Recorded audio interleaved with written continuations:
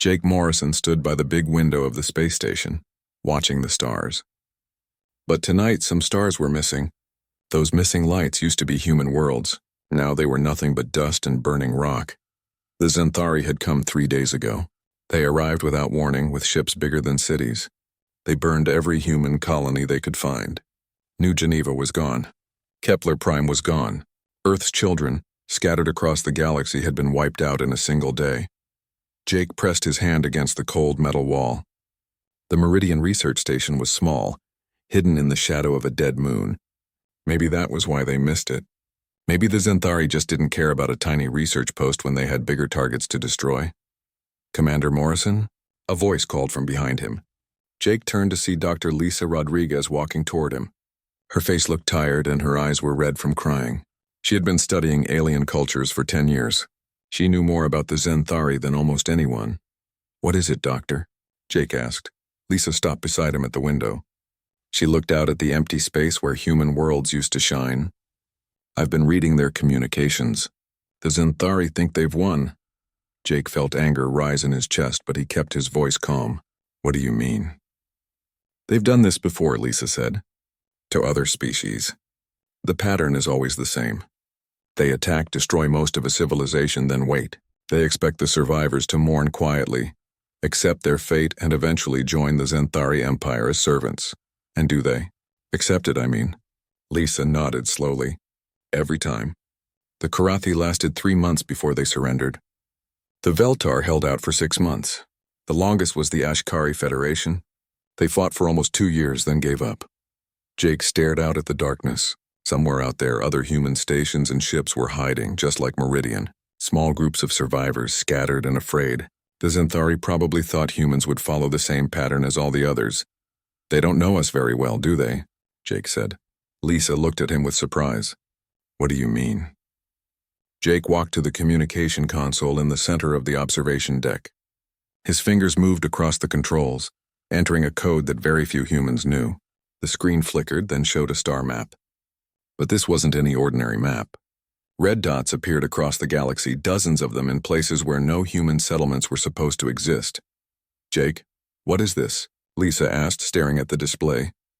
"The Deep Sky Network," Jake said quietly. "We've been building it for 30 years.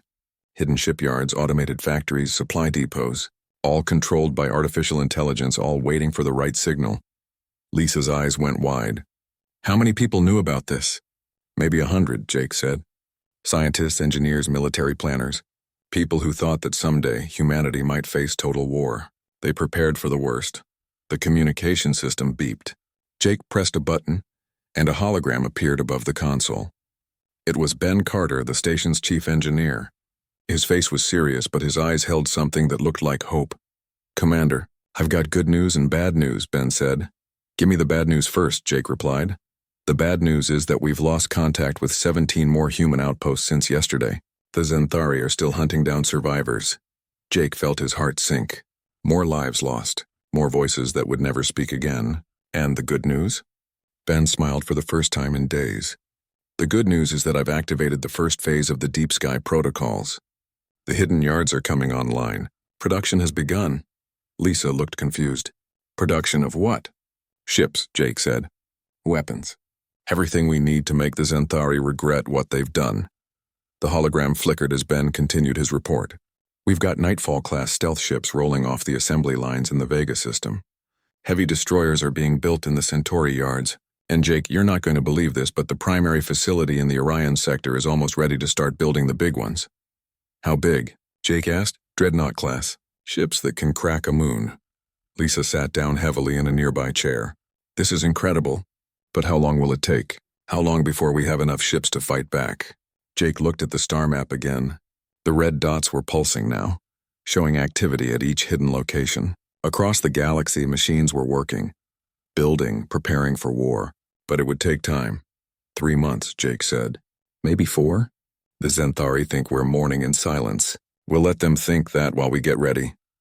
Over the next few days, more survivors found their way to Meridian. Captain Amy Sullivan arrived with a transport full of refugees from the outer colonies. She had been evacuating civilians when the attack began, saving as many as she could before the Xanthari burned her world. Amy was tough. with short brown hair and scars on her hands from years of military service. She didn't talk much about what she had seen, but Jake could tell it was bad. Her eyes held the same look that all the survivors had, the look of people who had lost everything. How many made it out? Jake asked her during one of their planning meetings. Not enough, Amy said simply. Maybe a few thousand from my sector. The Xanthari were thorough. Jake nodded. He had similar reports from other areas. Millions of humans were dead. Entire worlds had been turned to glass and ash. The Xanthari had tried to commit genocide, but they had made one mistake. They assumed humans would react like other species. They expected silence, acceptance, gradual surrender. Instead, the humans were preparing for war. Every day, more ships came online in the hidden yards. Every day, the Deep Sky network grew stronger. Jake received coded messages from other survivors, other stations that had escaped the first wave of attacks. They were all connected now, all working toward the same goal. The Xanthari had wanted to make humanity disappear. They had wanted to wipe out human dreams, human hopes, human defiance. Instead, they had created something they had never faced before. They had united humanity in a way that nothing else could have. They had given humans a reason to fight that went beyond territory or resources or pride. They had given humanity a reason to show the galaxy what happened when you tried. To kill hope itself. Jake looked out at the stars again, but now he wasn't seeing the empty spaces where human worlds used to be. He was seeing the places where human ships were being born, where human weapons were being forged, where human anger was being turned into something the Xanthari would never forget. The aliens thought Earth would grieve in silence. They were about to learn how wrong they were. 3 months had passed since the Xanthari burned the human worlds. In their command centers across the galaxy, alien officers watched their sensors and smiled. The readings showed exactly what they expected.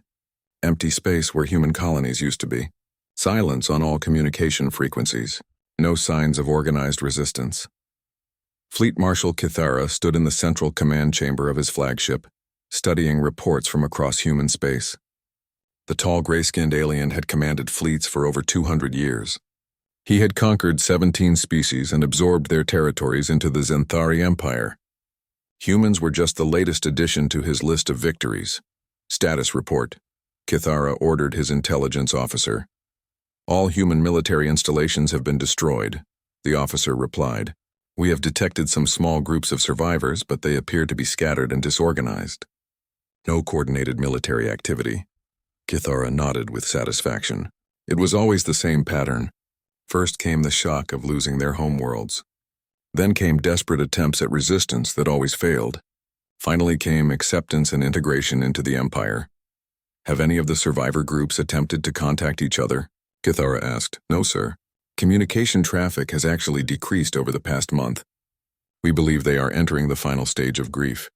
But the Xanthari sensors couldn't detect everything. Deep in the shadow of an asteroid field near Vega, massive automated shipyards were working around the clock. Robot arms moved with perfect precision, welding armor plates and installing weapon systems on ships that had never appeared in any human naval manual. Jake Morrison stood on the bridge of a new type of vessel, watching the construction through the viewport. The Nightfall-class stealth frigate was sleek and black, designed to move through space without being detected.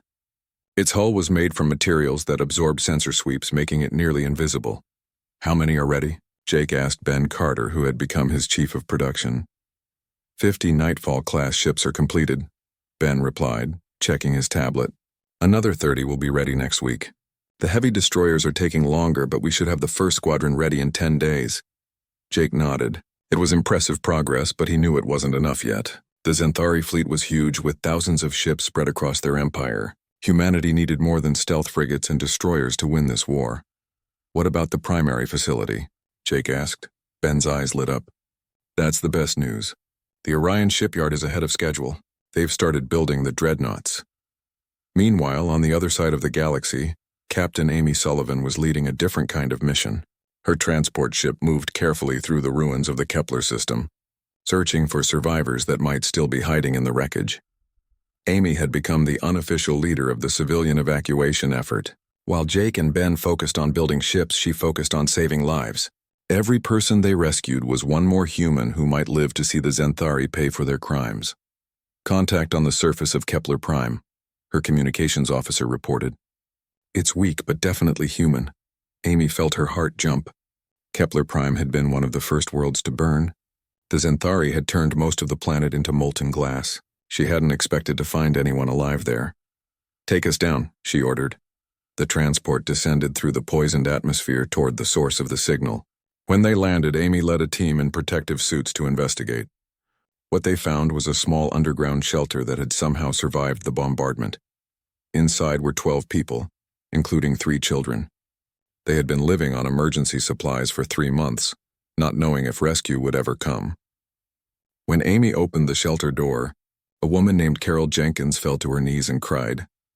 We thought we were the only ones left, Carol whispered. You're not alone, Amy said, helping her to her feet. There are thousands of us scattered across the galaxy, and we're preparing to fight back. As Amy's team loaded the survivors onto their ship, she thought about the bigger picture. Every person they saved was important, but the real battle was being fought in hidden shipyards and secret bases across the galaxy. The Xanthari intelligence networks occasionally picked up strange energy readings from empty sectors of space, but their analysts dismissed these as natural phenomena. Solar flares, they said. Asteroid collisions. Nothing to worry about. They were wrong. In the Orion sector, a massive construction facility was taking shape inside a hollow asteroid. The facility was so large that it could build ships over 2 kilometers long. Robot workers, guided by advanced artificial intelligence, were assembling the first human dreadnought. The ship didn't have a name yet, but Jake already knew what he would call it. The Retribution. It would be the flagship of humanity's counterattack, a symbol of everything the Xanthari had tried to destroy. Dr. Lisa Rodriguez had spent the past 3 months studying Xanthari tactics and psychology. She worked with a team of other scientists, analyzing every piece of data they could find about their enemies. What she discovered was both encouraging and terrifying. They're predictable, Lisa reported during one of Jake's command meetings. The Xanthari follow the same patterns in every conquest. They rely on fear and overwhelming force in the initial attack. Then they expect their enemies to surrender. What's the terrifying part? Jake asked. They've never failed, Lisa said. In 3,000 years, no species has ever successfully resisted Xanthari conquest. Every civilization they've attacked has eventually been absorbed into their empire. Jake looked around the meeting room at the other survivors. Ben Carter with his engineering reports. Amy Sullivan with her rescue updates. A dozen other officers and scientists who had become the unofficial leadership of the human resistance. Then we'll be the first, Jake said simply. As the weeks passed, more and more ships rolled out of the hidden yards, stealth frigates that could slip past Xanthari patrols, heavy destroyers armed with weapons that could punch through alien armor, support vessels that could keep a fleet supplied for months, but the most impressive ships were still under construction. The dreadnoughts were massive, powerful vessels that represented everything humanity had learned about war and engineering. Each one carried enough firepower to level a city, and enough armor to survive almost anything the Xanthari could throw at them. The Xanthari continued to monitor human space, looking for signs of organized resistance. Their sensors detected nothing unusual. Their communication intercepts revealed no military planning. Their intelligence officers reported that humanity appeared to be following the expected pattern of grief and acceptance. Fleet Marshal Kithara was pleased with the reports. Soon, he would begin the next phase of the conquest. Xanthari colonization ships would claim the former human worlds. Surviving humans would be relocated to designated areas where they could be properly supervised and educated about their new place in the empire. But Kithara had made the same mistake that every successful conqueror eventually makes. He had become overconfident. He believed that his past victories guaranteed future success. He assumed that humans were just like every other species he had defeated. Deep in the hidden shipyards, the last pieces of the human fleet were taking shape. Ships that had been designed not for conquest but for liberation, not for empire, but for justice. The storm was gathering in the darkness between the stars, and soon it would be ready to break over the Xanthari Empire with the fury of 1 billion human voices raised in defiance. The attack began at exactly 0800 hours Galactic Standard Time. There were no warnings broadcast across the communication networks. No formal declarations of war sent to the Xanthari High Command. No dramatic speeches or demands for surrender. The human fleet simply appeared. Admiral Paul Henderson stood on the bridge of the Retribution, watching as 10,000 human warships dropped out of hyperspace in perfect coordination. The sight was so overwhelming that his own tactical officer stared at the sensors in disbelief before remembering to report. All fleet elements have arrived on target. Sir, the officer said, his voice shaking with emotion. Formation is holding steady. Paul nodded calmly, but inside his chest his heart was pounding like a drum. 6 months ago he had been a simple research station commander. Today, he was leading the largest military force in human history into battle against the species that had tried to wipe them out. The bridge around him was filled with officers who had lost everything to the Zenthari. His communications chief, Lieutenant Sarah Kim, had watched her homeworld burn from a transport ship. His weapons officer, Commander Mike Torres, had lost his wife and children in the attack on New Geneva. Every person on every ship in the fleet had the same story. They were all refugees. They were all survivors, and they were all ready to fight. Open a channel to all ships, Paul ordered. Sarah's fingers moved across her console. Channel open, sir.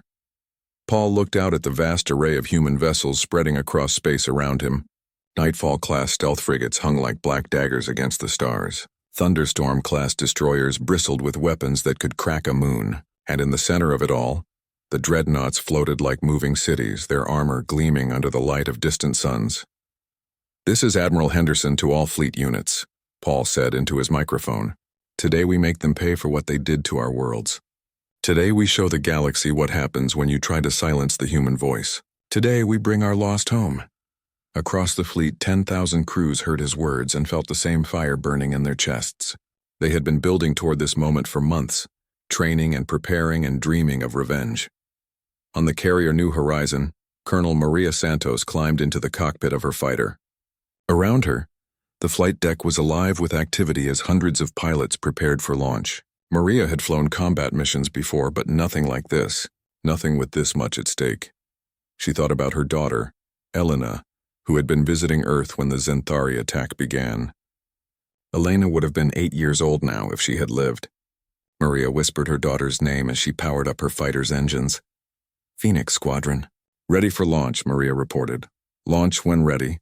Phoenix Leader, came the reply from the carrier's flight control. Maria's fighter shot out of the launch tube and into space.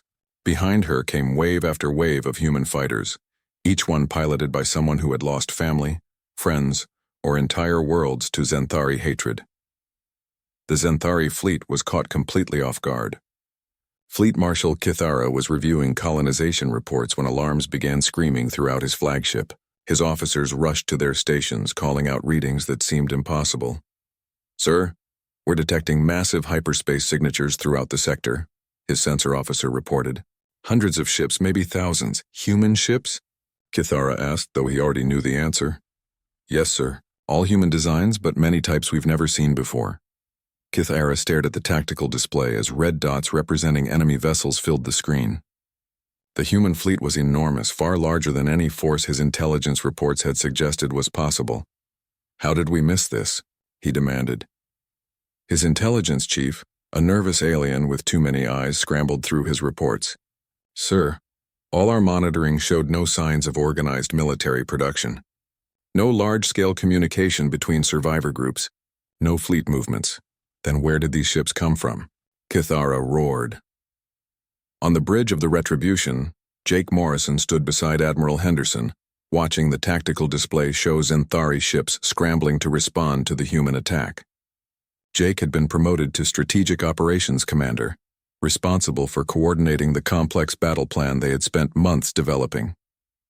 First wave is engaging the outer perimeter, Jake reported. Stealth frigates are hitting their supply ships.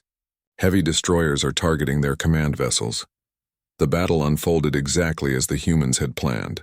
Captain Rick Harper led a squadron of destroyers in hit-and-run attacks against Zenthari logistics ships, cutting off fuel and ammunition supplies to the main fleet. His ships appeared out of nowhere, fired devastating volleys, then disappeared back into hyperspace before the aliens could respond. Commander Helen Brooks coordinated precision strikes against Zenthari communication arrays, severing the connections between their scattered fleet elements. Without central coordination, the alien ships found themselves fighting dozens of separate battles instead of one unified engagement. The Xanthari had always relied on their technological superiority and overwhelming numbers to win battles.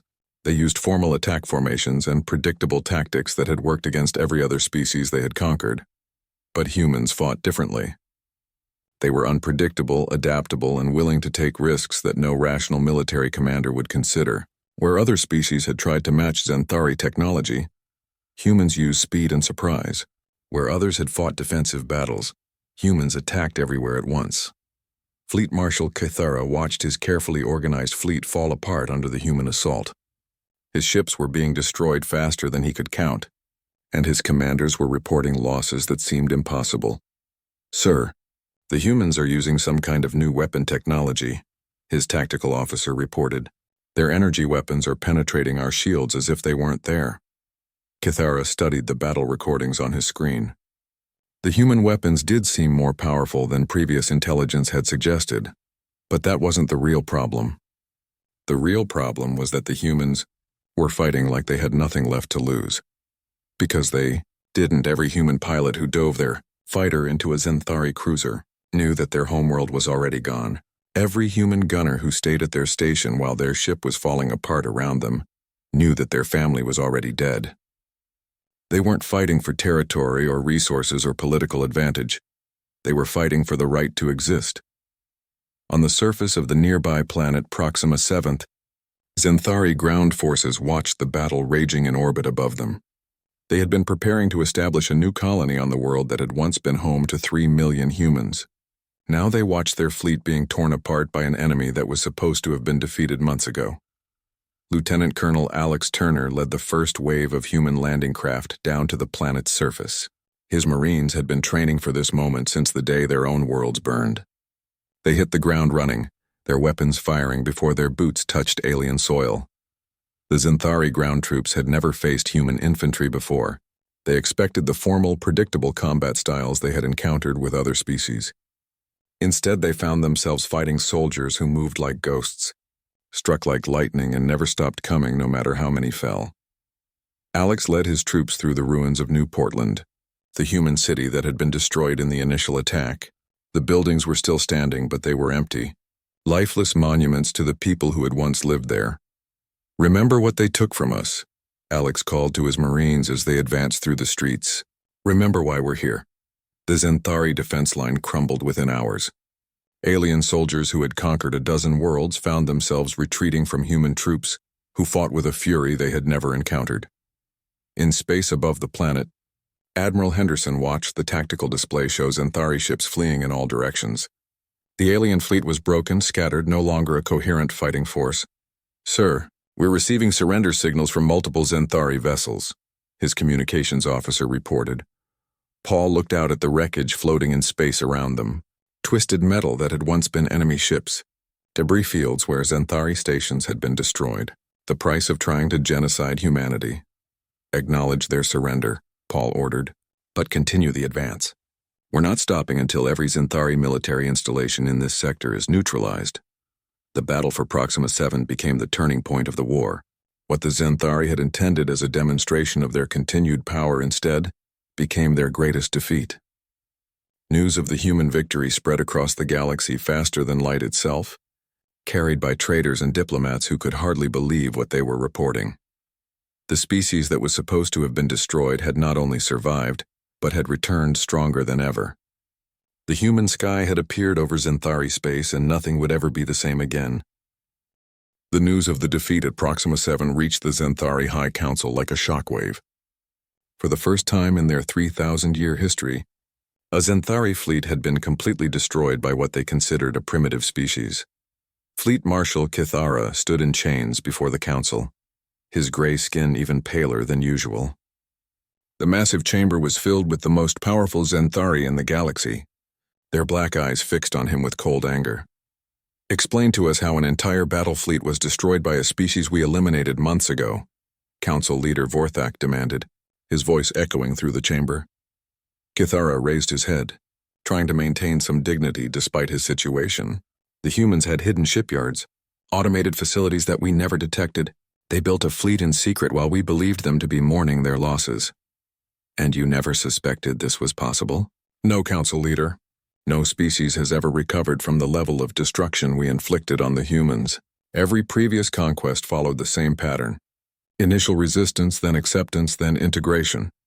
Council Leader Vorthak leaned forward in his seat. The humans did not follow the pattern. No, sir. They did not. But the destruction at Proxima 7 was only the beginning. Across Centauri space, human fleets were striking at military installations, supply depots, and communication hubs. The attacks were coordinated, brutal, and effective. Captain Rick Harper had become something of a legend among human forces. His destroyer squadron, nicknamed the Ghost Pack, appeared without warning at Centauri facilities across 3 sectors. They would strike fast, destroy everything of military value, then vanish before reinforcements could arrive. Rick stood on the bridge of his flagship, the Vengeance, watching another Centauri supply station burn in space ahead of them. His crew worked with quiet efficiency, already preparing for the next jump to hyperspace. All targets destroyed, Captain, his weapons officer reported. No survivors detected, Rick nodded. He felt no satisfaction in the destruction, only a cold sense of justice being served. The Centauri had shown no mercy to human civilians. They would receive none in return. Set course for the Altair system, Rick ordered. Intelligence reports a major fuel depot there. Meanwhile, Commander Helen Brooks was leading a different kind of warfare. Her specialty was electronic combat, disrupting Centauri communications and computer networks. From her command ship, the Phantom, she coordinated cyber attacks that left entire Centauri sectors blind and deaf. We've penetrated their primary communication network in the Centauri region, her technical officer reported. All military frequencies are jammed. Their fleet commanders can't talk to each other. Helen smiled grimly. Good. Let them feel what it's like to be isolated and afraid. The psychological impact of the human attacks was as devastating as the physical damage. Centauri soldiers who had conquered dozens of worlds suddenly found themselves facing an enemy that refused to follow the rules of civilized warfare. Human boarding parties fought through Centauri ships with a ferocity that left even veteran alien warriors shaken. Lieutenant Colonel Alex Turner had become the master of this brutal form of combat, leading Marines who fought like demons in the narrow corridors of enemy vessels. Breach the command deck, Alex ordered his troops as they cut through the hull of another Centauri cruiser. Around him, the sounds of battle echoed through the ship as human Marines fought their way to the bridge.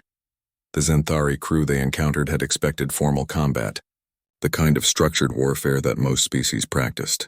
Instead, they found themselves facing soldiers who used every trick, every weapon, every advantage they could find.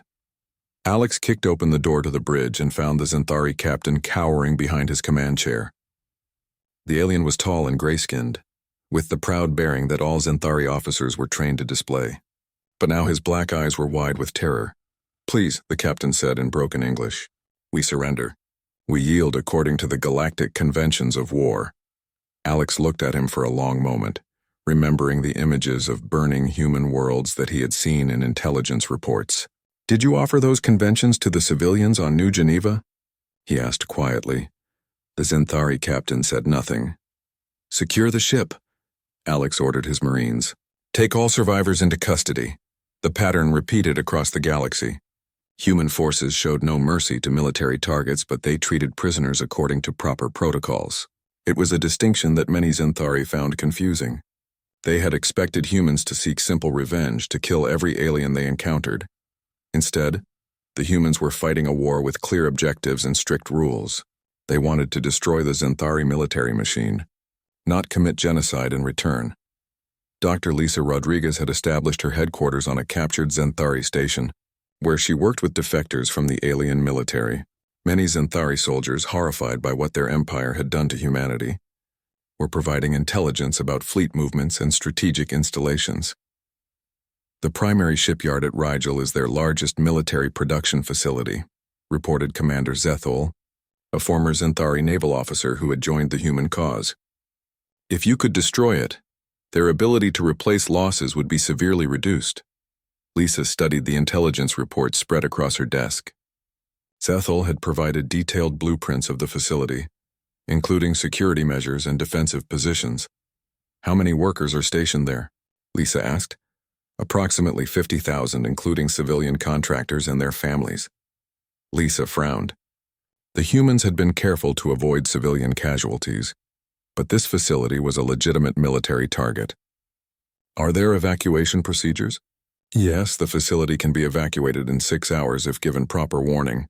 Lisa nodded and activated her communication system. Admiral Henderson, this is Dr. Rodriguez. I have intelligence on a priority target, but we'll need to coordinate with psychological operations for civilian evacuation. The attack on the Rigel shipyard became a model for human military doctrine. 6 hours before the assault began, human ships broadcast evacuation warnings on all civilian frequencies. They gave the Xanthari time to remove non-combatants from the facility. Then they destroyed it completely, Admiral. Paul Henderson watched from the bridge of the Retribution as the massive shipyard exploded in a chain reaction that could be seen from 3 light years away. The facility had been building Xanthari warships for 2 centuries. Now it was space dust. Sir, we're receiving a priority communication from Xanthari High Command. His communications officer reported. Paul straightened in his command chair. Put it through. The holographic image of Council Leader Vorthak appeared on the bridge. The alien leader looked older than in previous broadcasts, his skin more gray, his eyes filled with something that might have been respect. Admiral Henderson, Vorthak said formally, the High Council requests negotiations for a ceasefire. Paul looked at the alien leader for a long moment. Around him, his bridge crew waited in silence. This was the moment they had all been working toward, the chance to end the war without destroying both civilizations. I'll consider it, Paul said finally, but the terms will be non-negotiable. Full withdrawal from all former human territories, reparations for the destroyed worlds, and guarantees that nothing like this will ever happen again. Vorthak nodded slowly. We understand your position, Admiral. Perhaps we underestimated the human capacity for both warfare and mercy. Yes, Paul said quietly. You did. The communication ended, leaving the bridge of the Retribution in thoughtful silence. 6 months ago, these same officers had been refugees, survivors of an attempted genocide. Now they were dictating terms to the most powerful empire in the galaxy. But the war wasn't over yet. Even as negotiations began, human fleets continued their advance through Xanthari space. Every day brought new victories, new liberated worlds, new proof that the human spirit could not be broken by any enemy. The Xanthari had learned the price of underestimating humanity. They had discovered that some species, when pushed to the edge of extinction, don't simply fade away. They fight back with everything they have, and they never, ever give up. 1 year after the human fleet first appeared in Xanthari space, Admiral Jake Morrison stood on the observation deck of New Earth Station, humanity's new capital. Through the massive viewport, he could see ships from dozens of species docked at the orbital platforms. Human vessels worked alongside former Xanthari ships, now bearing the symbols of the Galactic Coalition. The surrender had come 6 months earlier, when the Xanthari High Council finally accepted that their 3,000-year empire was finished. But the galaxy that emerged from the ashes of war was not the one that anyone had expected. The morning reports. Admiral, said Captain Amy Sullivan, approaching with a tablet full of updates from across human space. Amy had become Jake's chief of staff, helping to manage the complex task of rebuilding civilization while maintaining the peace. How many new members this week? Jake asked, taking the tablet. 12 systems have applied for coalition membership, Amy replied, including 3 former Xanthari colonies that voted to become independent. Jake scrolled through the reports, shaking his head in amazement. When the war began, humanity had been scattered and nearly extinct. Now they were leading a galactic government that included over 200 worlds. The transformation hadn't been easy. In the months after the Xanthari surrender, other species throughout the galaxy had begun questioning their own relationships with their former oppressors. The Karathi Federation had declared independence from Xanthari rule. The Veltar systems had expelled their alien governors. Across the galaxy, the old order of fear and submission was crumbling. Dr. Lisa Rodriguez had been instrumental in managing these transitions. Her Xenocultural Institute, headquartered on the former Xanthari capital world, worked to ensure that the collapse of the empire didn't lead to chaos and bloodshed. The key is helping each species find their own path, Lisa explained during one of their weekly briefings. The Zenthari kept everyone separated, afraid to communicate with other civilizations. Now that the barriers are down, we're seeing incredible cooperation. She gestured to a holographic display showing trade routes and communication networks that stretched across the galaxy. Species that were enemies under Zenthari rule are becoming allies. The Ashkari are sharing their agricultural technology with former Zenthari colonies. The Karathi are helping smaller species develop their own defense fleets. Jake nodded, but his expression remained serious. What about the Zenthari themselves? How are they adapting to no longer being in charge? Lisa's face grew thoughtful. Better than we expected, actually. Many of them are genuinely ashamed of what their empire did. They're working hard to make amends. This was particularly true of the Zenthari military officers who had defected during the war. Commander Zethul had become a valuable advisor to the coalition government, helping to establish protocols for peaceful conflict resolution. My people believed that strength came from dominance, Zethul explained during a joint planning session. But watching humans fight, we learned that true strength comes from protecting others, not conquering them. The memorial gardens on New Earth had become a symbol of this new philosophy. The gardens honored not just the human lives lost in the Zenthari attacks, but all the victims of 3,000 years of imperial conquest. Representatives from dozens of species came, there to remember their dead and pledge that such tragedies would never happen again. Captain Rick Harper often visited the gardens when his patrol duties brought him back to New Earth. His destroyer squadron, once known as the Ghost Pack, now served as part of the Coalition Defense Force. Instead of hunting enemy ships, they protected trade routes and assisted colonies in need. It's strange, Rick confided to Jake during one of their meetings. A year ago, I was focused on destroying as many Zenthari ships as possible. Now some of my best officers are former Zenthari crew members. Jake understood what he meant. The transition from war to peace had been difficult for many humans. After months of fighting for survival, it was hard to accept that their former enemies could become allies. But gradually, trust was being rebuilt. Human and Zenthari engineers worked together to restore damaged colonies. Former enemies shared meals in the station cafeterias. Children from different species played together in the residential sectors. Lieutenant Colonel Alex Turner had perhaps the most difficult adjustment of all. His reputation as a fierce warrior made him valuable in negotiations with more aggressive species, but he struggled with the transition to diplomatic work. I keep waiting for the next attack, Alex admitted during a quiet moment with Jake. Part of me can't believe that we've actually won, that we're safe. We're not safe, Jake replied honestly. We probably never will be completely.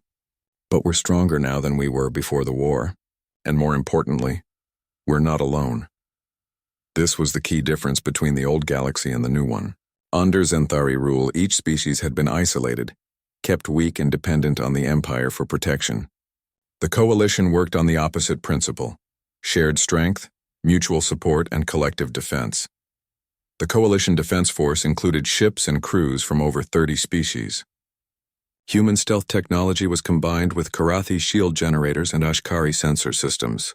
The result was a fleet more powerful than anything the galaxy had ever seen. But power wasn't the coalition's greatest achievement.